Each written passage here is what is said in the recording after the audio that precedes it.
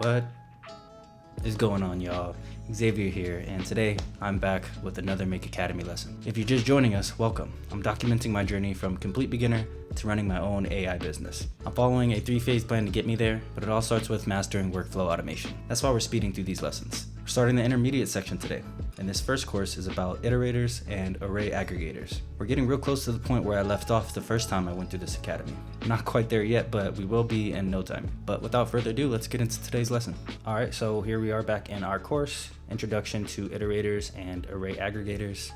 Last video, I read the introduction, and now we can get right into Unit 1, which is importing JSON into a new scenario. So let's get right into it. I'm gonna read this introduction. Welcome to the first unit of the Make Intermediate learning path. Let's make a start on exploring a new set of concepts, shall we? In the first unit, you'll explore what is JSON and how to create an array, and a really important module that you will use for the rest of the learning path, Parse JSON. As the aim of this course focuses around iterators and aggregators within Make, you need to be able to create your own custom array. The Parse JSON module will help you with that. Click Next. Let's start by exploring JSON. What is JSON? To put simply, JSON, or JavaScript Object Notation, is a data format used for exchanging and storing information between different systems. It provides a simple and organized structure to represent information. A variable in JSON is like a container that holds related data together. Variables are stored between, what are those brackets called? Anybody know? I have no idea what those brackets are called. We'll just call them squiggly brackets. JSON is composed of key value pairs, where each key is a label and each value is the data. An easier way to remember this is keys equal property and value equals property value. Think of a variable as a single piece of fruit, an apple, which has numerous keys: calories, taste, seeds, etc. Each having a value: 52, sweet, true, etc. So JSON is a data format for exchanging, storing information between different systems. A variable holds related data together between these squiggly brackets, and they're composed of key value pairs. Key is the property, value is property value. Here it's showing color, the color's red. Has seeds? Yes, it does. Calories, how many? 2. So it's kind of just like a subject and its description. Then we have example up here. For example, using an individual's information can be represented like this using JSON. Age, which is 25, and driver's license, which is true. So, and these representations, the green represent the keys and the orange represents the values. And this whole entire thing is a variable. Then we have a quick note on data types. A string will always use quotes and will output a text data type. Numbers do not require quotes to be parsed and will output a number data type. Using true or false lowercase without quotes will output a Boolean data type, which is true or false. If, however, you type true within quotes, this will output a text data type. So the data types matter here as well. Seems that if you put quotes, it will take it as a text data type. Numbers don't require any quotes, and for Boolean, it seems we just need to put true/false without any quotes, right? That seems important to remember. Let's go back. In this example, the variable represents a person. The key represents the label of the data, name, age, driver's license, and the value represents the data, Bruno, 25, and true. Then we have, do I need to learn how to code? No, this is why Make is a great tool. It will do a lot of the work for you. The main reason to discuss JSON is for bundles. JSON, in particular the Parse JSON module, can be used to create bundles that contain custom arrays. All right, so yeah, don't need to know how to code, but knowing how to use Parse JSON will help us be able to create our own our own bundles that contain custom arrays. So instead of having a set of collections or an array with like set properties, we can create our own and have these be like mappable and, available to whoever we need them to be available to. Then we have JSON and make. Make uses JSON to pass information between modules. When you download or upload a blueprint, it's composed of JSON. And when you produce a bundle, this too is composed of JSON. Over the next few courses, you're going to build custom bundles and then use various modules within Make to manipulate these bundles. We'll provide you with some JSON to put into your module, which will be used as the basis throughout this entire course. Cool. Yeah, seems JSON is important in Make for making custom bundles of information right now. That's what I'm getting from this introduction. I'm gonna click next. Creating a bundle of sample data. The module that you will use to create sample data is called Parse JSON. Parsing is the process of analyzing and understanding the structure of data, and then arranging that data in an understandable and usable way. Let's look at an example. You have a JSON file that represents information about a person: name, dietary restrictions, musical preferences. Parsing JSON will enable these fields to be usable and easier to work with in Make. This means that when you insert an array of JSON into this module, Make will output an array of bundles based on the amount of objects within the array, so that it will be more usable in Make. For example, if you have one variable in your input JSON array, this will equal one bundle. If you have 3 variables, it will equal 3 bundles, and so on.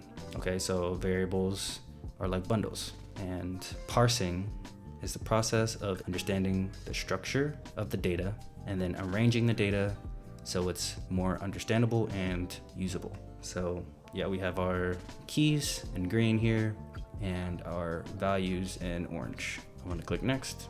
Parsing your first JSON. The aim of this scenario is to create an array of guests for a party you are hosting.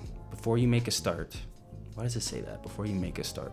Before you start, select how you would like to build this. Use a template for this example, or build the scenario yourself from scratch. I'm gonna go to the template. Just kidding, you know me. We gotta go and build the scenario ourselves. So I'm gonna click on that one. Let's get started. Create a new scenario and name it Make Intermediate 1-1.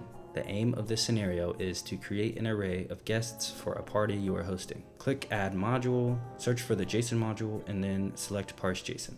All right, so we're adding the Parse JSON module and naming a new scenario Make Intermediate 1. So let's do that real quick. Create new scenario, name it Make Intermediate 1-1. Add our Parse JSON. I just typed JSON and Parse JSON is the first one. And that's it so far. Next slide. Under data structure, you have the option to add your own data structure. Ignore this. Instead, click within the JSON string field. Click here to copy the JSON and paste it into the JSON string field. All right, so we are copying this and putting it in the string field and ignoring this data structure menu. JSON string field, paste it. Boom. Save. Next slide. This is how your module should look. Doesn't make much sense, right? Let's explore what happens when you run this module. Click OK, and then right-click the module and select Run this module only. Okay. Already saved it. Right-click, Run this module only. Save anyway. All right. Go back to our course. View your output bundle from the Parse JSON module. Notice that it has produced an organized array. This array is named All Guests. The array contains 3 collections. Open each collection to reveal a name, dietary preference, and preferred music. So if we go into our module in the output section here, we have an array labeled All Guests. And if we open that array, we have 3 collections. And each collection has a name, a dietary preference, and a preferred music.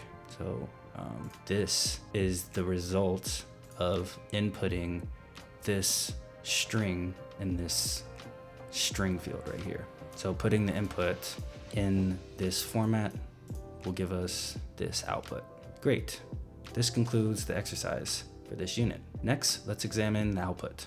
I'm going to click next. Input versus output. Let's compare part of the JSON string, input, and the array, output. Click each highlighted area to continue. All right, I'm going to click on All Guests. Your input JSON string opens and closes with squiggly brackets, and the array definition is contained within quotation marks. In the output bundle, all guests is the definition of the array. As covered in an introduction to collections and arrays, an array is a list of objects. We just learned that. So the definition is in these quotations, and the collections I noticed are in these like square brackets. So the all guests are like outside of these square brackets, but the collections are inside of them. I'm gonna click on the name here. The beginning and end of the array are contained between square brackets, and the collection boundaries, or the variable, are defined between the squiggly brackets. Yeah, so like I just said, in this example, we have a squiggly bracket, the array title in quotations, and then after that, we have a square bracket, and in this square bracket, we have another squiggly bracket. So the collections can all be contained in these square brackets, and then the collections individually are in these squiggly brackets, and then the entire string is enclosed in another set of squiggly brackets. This collection contains several properties and property values, which in this example define a user's name. Thinking back to key and value from earlier, the key is name and the value is Paul. Key, value, key, value, key, value. Let's click on dietary preference. In both the input and output, each key and value are divided using a colon. So not only is there a colon after the initial definition of the string, but also in between the keys and the values. For example, dietary preference, vegan. Each subsequent key value in the collection is separated using a comma.